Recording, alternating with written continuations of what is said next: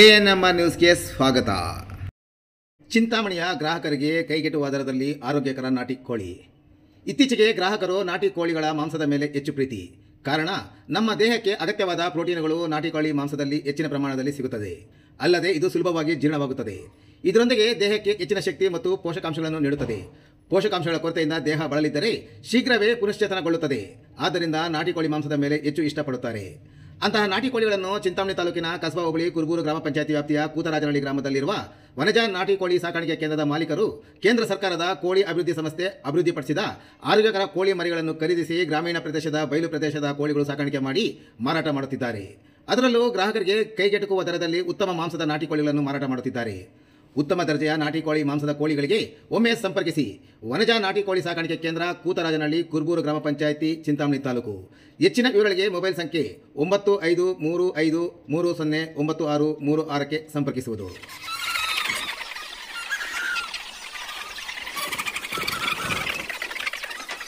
ಮಾನ್ಯ ಅಧ್ಯಕ್ಷರು ಮತ್ತು ಉಪಾಧ್ಯಕ್ಷರು ಇಬ್ಬರೂ ಸಹ ನಗರದ ಒಂದು ಸ್ವಚ್ಛತೆ ವಿಚಾರ ಇರ್ಬೋದು, ತೆರಿಗೆ ವಿಚಾರ ಇರ್ಬೋದು ಮತ್ತು ಕುಡಿಯುವ ನೀರಿನ ವಿಚಾರದಲ್ಲೂ ಸಹ ಈ ದಿನ ಸುಮಾರು ನಾಗರಿಕರ ಕಡೆಯಿಂದ ನಮಗೆ ಕಂಪ್ಲೇಂಟ್ಸ್ ಬರ್ತಾ ಇರೋದ್ರಿಂದ ಪ್ರೆಸ್ ಮೀಟ್ ಮಾಡಿ ಜನರಿಗೆ ಒಂದು ವಿಚಾರ ತಿಳಿಸೋಣ ಅಂತ ಮಾನ್ಯ ಅಧ್ಯಕ್ಷರು ನಮಗೆ ಈಗಾಗಲೇ ಸೂಚನೆ ಕೊಟ್ಟಿದ್ದರು.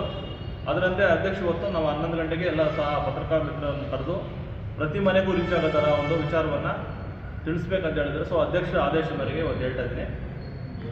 ಮೊನ್ನೆ ಜಿಲ್ಲಾ ಉಸ್ತುವಾರಿ ಸಚಿವರು ಮತ್ತು ಸ್ಥಳೀಯ ಶಾಸಕರು ಸುಧಾಕರ್ ಸಾಹೇಬರು ಈಗಾಗಲೇ ನನಗೆ ಸೂಚನೆ ಕೊಟ್ಟಿದ್ದಾರೆ ಮತ್ತು ನಮ್ಮ ಅಧ್ಯಕ್ಷರು ಸೂಚನೆ ಕೊಟ್ಟಿದ್ದಾರೆ. ಪ್ರತಿ ವಾರ್ಡ್ಗೂ ಸಹ ನಮ್ಮ ಏನು 31 ಜನ ಪ್ಲಸ್ 5 ಜನ ಕೌನ್ಸಿಲರ್ಸ್ ಇದ್ದಾರೆ, ಅವ್ರನ್ನ ಕರ್ಕೊಂಡು ಪ್ರತಿ ವಾರ್ಡ್ಗೂ ಹೋಗಿ ಸ್ವಚ್ಛತೆ ವಿಚಾರದಲ್ಲಿ ನೀವು ಕ್ಲೀನಿಂಗನ್ನು ಮಾಡಿಸಬೇಕು ಮತ್ತು ಸಗ್ರಿಗೇಷನ್ ಮಾಡಿಸಬೇಕು ಅಂತ ಹೇಳಿ ಅದೇ ವಿಚಾರವಾಗಿ ಅವರು ಇಂಡೋರ್ ಮಾದರಿಯಲ್ಲಿ ನಮ್ಮನ್ನು ನಗರದಲ್ಲಿ ಅದೇ ರೀತಿ ಸ್ವಚ್ಛತೆಯನ್ನು ಮಾಡಬೇಕು ಅಂತ ತಿಳಿಸಿದ ಮೇರೆಗೆ ಈಗಾಗಲೇ ಅವರು ಸರ್ಕಾರ ಮಟ್ಟದಲ್ಲಿ ಮತ್ತು ಸ್ಥಳೀಯ ಸಂಸ್ಥೆ ಅನುದಾನಗಳನ್ನು ಉಪಯೋಗಿಸಿಕೊಂಡು ಪ್ರತಿ ವಾರ್ಡ್ಗೂ ಸಹ ಒಂದೊಂದು ವಾಹನವನ್ನು ನಾವು ಈಗಾಗಲೇ ವಾರ್ಡಿಗೆ ಬಿಟ್ಟಿದ್ದೇವೆ. ಪಾಂಪ್ಲೆಟ್ ಸಹ ಹಂಚಿದ್ದೇವೆ. ತಮಗೆಲ್ಲ ಗೊತ್ತಿರೋ ಮಾಹಿತಿ ನಾವೆಲ್ಲ ಕೌನ್ಸಿಲರ್ ಸಹಕಾರ ತೆಗೆದುಕೊಂಡು ಮಾಡಿದ್ದೇವೆ.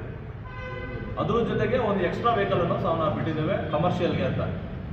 ಕಮರ್ಷಿಯಲ್ ಬಿಟ್ಟಿರೋದ್ರಿಂದ ನಾವು ಆ ವೆಹಿಕಲ್ಗೂ ಸಹ ನಾವು ಟೈಮಿಂಗ್ಸ್ ಈಗಾಗಲೇ ನಮ್ಮ ಹೆಲ್ತ್ ಇನ್ಸ್ಪೆಕ್ಟರ್ ಮುಖಾಂತರ ನಾವು ಹೇಳಿದ್ದೇವೆ, ನಿಮಗೆ ಯಾವ ಸಮಯಕ್ಕೆ ಬೇಕು ಹೇಳಿ ನಾವು ಅಲ್ಲಿ ಕಳಿಸ್ಕೊಡ್ತೀವಿ ಅಂತ.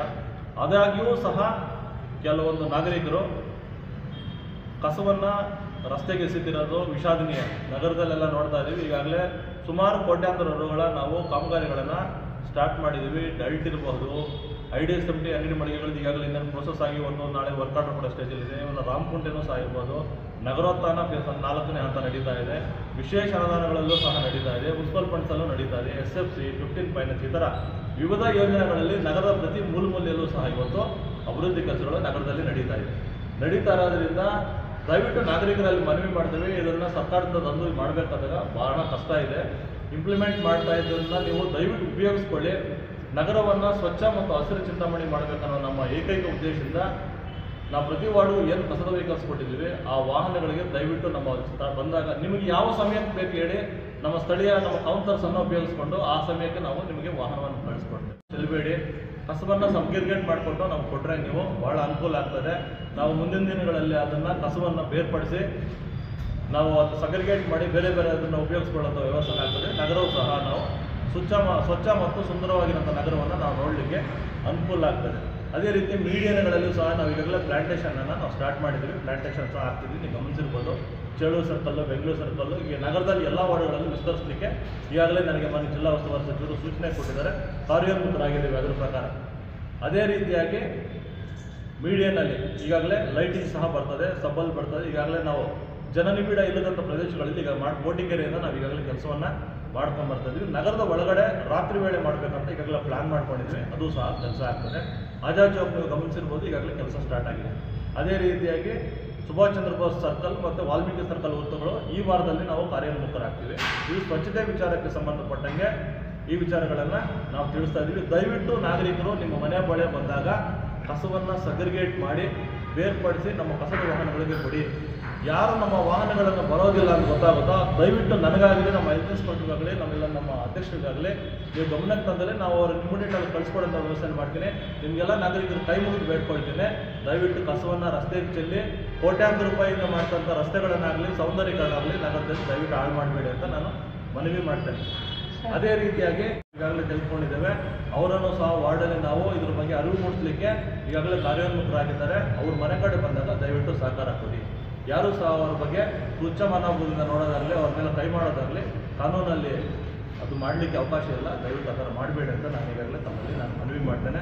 ಯಾಕಂದರೆ ಒಂದು ಘಟನೆ ನಡೆದಿರೋದನ್ನ ಹೇಳ್ತಾ ಇದ್ದೀನಿ. ಅವರು ಉದ್ದೇಶಪೂರ್ವಕವಾಗಿ ಮಾಡಿಲ್ಲ, ಆ ಘಟನೆಯನ್ನು ಉದ್ದೇಶಪೂರ್ವಕವಾಗಿ ಮಾಡಿಲ್ಲ, ಅರಿವಿಲ್ಲದೆ ಮಾಡಿದ್ದಾರೆ. ಸೊ ಹಂಗಾಗಿ ಅವ್ರಿಗೂ ನಾವು ಕರೆದು ಹೇಳಿದ್ದೀವಿ. ಅವರು ಸಹ ನಮ್ಮ ಜೊತೆ ಆಯಿತು ಸರ್ ಇದು ಮಾಡಬಾರ್ದಾಗಿತ್ತು, ಕಸವನಿಂದ ರಸ್ತೆ ಚಿಲ್ಲಕ್ಕೆಲ್ಲ ತುಂಬಿಕೊಂಡಿದ್ದಾರೆ. ಸೊ ನಾವು ಘಟನೆಯನ್ನು ಅಲ್ಲಿ ಬಿಟ್ಟಿದ್ದೀವಿ. ಮುಂದುವರೆದು ನಗರದಲ್ಲಿ ಗಮನಿಸಿರ್ಬೋದು, ದೇವ್ರ ಕೃಪೆ ಭಕ್ತರಳ್ಳಿ ಅರಸೀಕೆರೆಯಿಂದ ಬರೀ ಅರ್ಧ ಅಡಿ ಮಾತ್ರ ಇದೆ ಕೋಡಿ ಹೋಗ್ಲಿಕ್ಕೆ. ಖಂಡಿತ ಒಂದ್ಸರಿ ಮಳೆ ಬಂದರೆ ಕೋಡಿ ಹೋಗುತ್ತೆ. ಈಗಾಗಲೇ ಕನಂಪಲ್ಲಿ ಕೆರೆಯಲ್ಲೂ ಸಹ ನೀರು ಸಾಕಷ್ಟು ತುಂಬಿದೆ. ಈಗ ಮಾನ್ಯ ಜಿಲ್ಲಾ ಉಸ್ತುವಾರಿ ಸಚಿವರು ನನಗೆ ಸ್ಟ್ರಿಕ್ಟ್ ಆಗಿ ವಾರ್ನ್ ಮಾಡಿದ್ದಾರೆ. ಕಳೆದ 3 ದಿವಸಗಳಿಂದ ನನಗೆ ಕರೆದು ಒಂದು ಮೀಟಿಂಗ್ ಮಾಡಿದ್ದಾರೆ. ಎಲ್ಲ ವಾಲ್ಮೆನ್ಸನ್ನು ಕರೆದು ಮೀಟಿಂಗ್ ಮಾಡಿದ್ದೀವಿ. ಸುರೇಶ್ ಅಂತ ಇದಕ್ಕೆ ಸಪ್ರೇಟಾಗಿ ಒಬ್ಬ ಇಂಜಿನಿಯರ್ ಸಹ ನೇಮಕ ಮಾಡಿದ್ದೀವಿ. ಇಷ್ಟು ದಿವಸ ಕೆಲವು ವಾರ್ಡ್ಗಳಲ್ಲಿ 3 ದಿನಕ್ಕೆ ಬರ್ತಾಯಿತ್ತು, ಕೆಲವೊಂದು ಕಾಲುವೆಗಳಲ್ಲಿ ದಿನ ನೀರು ಬರ್ತಾಯಿತ್ತು, ಕೆಲವೊಂದರಲ್ಲಿ ವಾರ ಆದ್ರೂ ಬರ್ತಿರಲಿಲ್ಲ. ಅದನ್ನು ನಾನು ಒಪ್ಕೊಳ್ತೇನೆ. ಆದರೆ ಈಗಾಗಲೇ ಸಾಕಷ್ಟು ನೀರಿರೋದ್ರಿಂದ ನಾವು ಆಲಂ ಸಹ ಖರೀದಿ ಮಾಡಿದ್ದೀವಿ. ವಾರದಲ್ಲಿ 2 ದಿವಸ ಕಡ್ಡಾಯವಾಗಿ ನೀರು ಕೊಡಲೇಬೇಕು ನಗರದಲ್ಲಿ ಅಂತ ನನಗೆ ನಮ್ಮ ಸಚಿವರು ತಾಕೀತು ಮಾಡಿರೋದ್ರಿಂದ ಈಗಾಗಲೇ ನೀರು ಇರೋದ್ರಿಂದ ಇನ್ನು ಮುಂದೆ ಸೋಮವಾರ ಮತ್ತು ಗುರುವಾರ ಯೂನಿಫಾರ್ಮ್ ಆಗಿ ನೀರು ಸಿಟಿಯಲ್ಲಿ ಎಲ್ಲ ಕಡೆ ಒಂದೇ ಸರ್ ಬಿಡಬೇಕಂತ ನಾವು ಈಗಾಗಲೇ ನನ್ನ ಸ್ಥಳೀಯ ಸಂಸ್ಥೆ ನನ್ನ ಸಿಬ್ಬಂದಿಗಳಿಗೂ ಸಹ ನಾನು ಈಗಾಗಲೇ ನಿರ್ದೇಶನ ನೀಡಿದ್ದೇನೆ. ಅದೇ ರೀತಿಯಾಗಿ ಇನ್ನು ಮುಂದೆ ಕನಿಷ್ಠ 3 ರಿಂದ 4 ಇಲ್ಲಾಂದ್ರೆ 3 ದಿವಸಕ್ಕೆ ಎಲ್ಲ ವಾರ್ಡ್ಗಳಲ್ಲಿ ಯೂನಿಫಾರ್ಮ್ ಆಗಿ ನೀರು ಬಂದೇ ಬರುತ್ತೆ. ಅದನ್ನು ಕಾರ್ಯೋನ್ಮುಖರಾಗಿದ್ದೇವೆ. ಕೆಲವೊಂದು ಕಡೆ ಪೈಪ್ಲೈನ್ ವ್ಯವಸ್ಥೆಯನ್ನು ಸರಿಯಾಗಿ ಇಲ್ಲದಿರೋದ್ರಿಂದ ಅದನ್ನು ಮಾಡ್ಕೊಳ್ಳಿಕ್ಕೆ ನಾನು ಈಗಾಗಲೇ ಅವರಿಗೆ ತಯಾರು ಮಾಡ್ಕೊಳ್ಳೋಕೆ ಹೇಳಿದ್ದೀನಿ. ತಯಾರು ಮಾಡ್ಕೊಳ್ತಾ ಇದ್ದಾರೆ. ನೀರಿನ ಸಮಸ್ಯೆ ಏನೇ ಇರಲಿ ನಮ್ಮ ಸದಸ್ಯರುಗಳು ಸಹಕಾರನೂ ಇದೆ. ನಮ್ಮ ಅಧ್ಯಕ್ಷರು ನನಗೆ ಈಗಾಗಲೇ ಸೂಚನೆ ಕೊಟ್ಟಿದ್ದಾರೆ. ನೀರು ಇದ್ಕೊಂಡು ನಾವು ನೀರು ಕೊಡ್ತಿದ್ರೆ ತಪ್ಪಾಗುತ್ತೆ ಜನರಿಗೆ ಅಂತ. ಇನ್ನು ಮುಂದೆ ವಾರದಲ್ಲಿ ಪ್ರತಿ ವಾರ್ಡ್ಗೂ ಸಹ ಯೂನಿಫಾರ್ಮ್ ಆಗಿ 2 ದಿನ, ವಾರದಲ್ಲಿ 2 ದಿನ ನೀರು ಬಂದೇ ಬರುತ್ತೆ. ಅದನ್ನು ಸಾರ್ವಜನಿಕರು ದಯವಿಟ್ಟು ಸದ್ಬಳಕೆ ಮಾಡ್ಕೊಳ್ಳಿ. ಎಲ್ಲೂ ನೀರು ಪೋಲ್ ಮಾಡೋಕ್ಕೆ ಹೋಗಬೇಡಿ. ಬೇಕಾದರೆ ಮನುಷ್ಯನ ರಕ್ತ ಉತ್ಪತ್ತಿ ಆಗುತ್ತೆ, ನೀರು ಉತ್ಪತ್ತಿ ಆಗೋದಿಲ್ಲ. ನೀರು ಅಮೂಲ್ಯ, ರಕ್ತಕ್ಕಿಂತ ಅಮೂಲ್ಯವಾದದ್ದು ನೀರಂತ ನಾನು ಈ ಸಂದರ್ಭದಲ್ಲಿ ತಿಳಿಸ್ತಾ, ದಯವಿಟ್ಟು ನೀರನ್ನು ಎಲ್ಲೂ ಪೋಲ್ ಮಾಡಬೇಡಿ. ನೀರನ್ನು ಬಳಸ್ಕೊಂಡು ಮಿತವಾಗಿ ಬಳಸಿ. ಏನು ಇಷ್ಟು ದಿವಸ 2 ಗಂಟೆ 2.5 ಗಂಟೆ ಕೆಲವೊಂದು ಕಡೆ ಬಿಡ್ತಿದ್ವು, ಅದನ್ನ ಸಿಸ್ಟಮನ್ನು ನಾವು ಇನ್ನೂ ರೆಡ್ಯೂಸ್ ಮಾಡ್ತಾ ಇದ್ದೀವಿ. ಎಷ್ಟು ಟ್ಯಾಂಕ್ ಕೆಪಾಸಿಟಿ ಇದೆಯೋ ಅಷ್ಟು ನೀರು ಆ ವಾರ್ಡ್ಗಳಲ್ಲಿ ಬಿಡ್ತೇವೆ. ಎಲ್ಲೆಲ್ಲಿ ಟ್ಯಾಂಕ್ ಕೆಪಾಸಿಟಿ ಇಲ್ಲೋ, ಎಲ್ಲೆಲ್ಲಿ ಡ್ರಮ್ಸಲ್ಲಿ ಇಟ್ಕೊಳ್ಳೋಕೆ ಶೇಖರಣೆ ಮಾಡ್ಕೊಳ್ಳೋಕೆ ಜಾಗ ಇತ್ತು, ಅದನ್ನು ನಾವು ಈಗಾಗಲೇ ಸಚಿವರು ನಾನು ಕೆಲವೊಂದನ್ನು ನನಗೆ ಒಂದು ಸ್ಕೆಚ್ ಹಾಕ್ಕೊಟ್ಟಿದ್ದಾರೆ ಯಾವ ವಾರ್ಡಲ್ಲಿ ಎಷ್ಟು ಬಿಡಬೇಕು ಅಂತ. ಅದ್ರ ಪ್ರಕಾರ ನಾನು ಕಾರ್ಯೋನ್ಮುಖರಾಗ್ತೀನಿ. ಒಟ್ಟಾರೆಯಾಗಿ ಎಲ್ಲ ನಾಗರಿಕರಿಗೂ ನೀರು ಸಿಗುವಂಥ ವ್ಯವಸ್ಥೆ ಆಗುತ್ತೆ. ಮುಂದುವರೆದು ಅದನ್ನು ತೆಗೆದುಕೊಂಡಿದ್ದೇವೆ. ಇನ್ನೂ ಸಹ ಅದನ್ನು ವಿಸ್ತೃತ ರೂಪ ಏನು ಮಾಡಬೇಕಂತ ಚರ್ಚೆ ಮಾಡಬೇಕಾಗ್ತದೆ. ಮೇಲಾಧಿಕಾರಿಗಳ ಹತ್ರ ಮತ್ತು ಸನ್ಮಾನ್ಯ ಅಧ್ಯಕ್ಷರ ಹತ್ರ ನಾವು ಚರ್ಚೆ ಮಾಡಬೇಕಾಗ್ತದೆ. ಎಷ್ಟು ತೆಗೆಸಬೇಕಾಗುತ್ತೆ ಏನಂತ. ಈಗಾಗಲೇ ನಾವು ಮಾರ್ಕಿಂಗ್ ಸಹ ಮಾಡಲಿಕ್ಕೆ ಹೋಗ್ತಿದ್ವಿ. ಈ ವಾರದಲ್ಲಿ ಮಾರ್ಕಿಂಗ್ ಮಾಡ್ತೀವಿ. ಅದನ್ನು ಕ್ಲೀನಾಗಿ ಎಲ್ಲ ಮ್ಯಾಪಿಂಗ್ ಎಲ್ಲ ಮಾಡ್ಕೊಂಡಿದ್ವಿ. ಶಾರ್ಟ್ಲಿ ಅದು ಅಲ್ಲಿರುವಂಥ ಸಾರ್ವಜನಿಕರ ಸಹಕಾರ ತೆಗೆದುಕೊಂಡು ಅವರ ಬೆಂಬಲದೊಂದಿಗೆ ನಮ್ಮ ನಗರಸಭೆ ಸುತ್ತ ಏನಾದರೂ ಒತ್ತುವರಿ ಮಾಡ್ಕೊಂಡಿದ್ರೆ ತೆರವುಗೊಳಿಸೋದು ಮತ್ತು ಅವ್ರಿಗೇನಾದರೂ ಇದ್ದಲ್ಲಿ ಅವರನ್ನು ಒಂದು ದೊಡ್ಡ ಮಟ್ಟದಲ್ಲಿ ಮಾತಾಡಲಿಕ್ಕೆ ಈಗಾಗಲೇ ನಾನು ಮೇಲಾಧಿಕಾರಿಗಳ ಹತ್ರ ಮಾತಾಡಿದ್ದೀನಿ ಮತ್ತು ನಮ್ಮ ಅಧ್ಯಕ್ಷರು ಸೂಚನೆ ಕೊಟ್ಟಿದ್ದಾರೆ. ಅದನ್ನು ಕಾರ್ಯೋನ್ಮುಖರಾಗ್ತೀವಿ. ಇದ್ರ ಜೊತೆ ನಾವು ಮಾತಾಡಬೇಕು. ಅವ್ರ ಸಹಕಾರನೂ ಮುಖ್ಯ. ನಾವು ಏಕಾಏಕಿ ಮಾಡೋದಕ್ಕಿಂತ ಅವರು ಸಹಕಾರ ಮುಖ್ಯ. ಅವರ ಸಹಕಾರ ತೆಗೆದುಕೊಂಡೇ ನಾವು ಮುಂದಕ್ಕೆ ನಾವು ಹಿಂದೆ ಏನಿದೆ ಆಜಾದ್ ಚೌಕಿಂದ ಹಿಡ್ಕೊಂಡು ಉದ್ದಕ್ಕೆ ರೈಲ್ವೆ ಸ್ಟೇಷನ್ ಮಾಡಬೇಕಂತ ಇನ್ನೂ ಪ್ರೋಸೆಸ್ ಇದೆ.